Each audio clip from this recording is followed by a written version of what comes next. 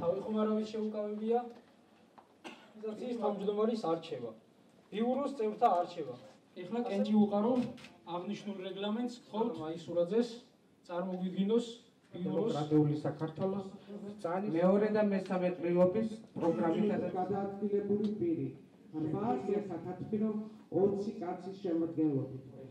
სწორედ ამ ხალხზე მადლობა მინდა გადავუხადო შტაბის ისტორიული პრობლემები.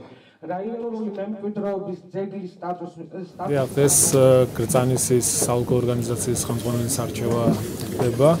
მოგეხსენებათ ეს პროცესები არა მარტო დედაქალაქის მასშტაბით, არამედ მთელი ქვეყნის მასშტაბით მიმდინარეობს. დღეს არჩეული იქნა ზესტაფონის საოლქო ორგანიზაციის ხელმძღვანელი ბატონი დავით მაღრაძე, თეთრი წყაროში ბატონი გოჩა თედორაძე და დღეს მოხდება კრწანისის საოლქო ორგანიზაციის ხელმძღვანელის არჩევა. მომავალ დღეებშიც გაგრძელდება ეს პროცესები მთელი ქვეყნის მასშტაბით.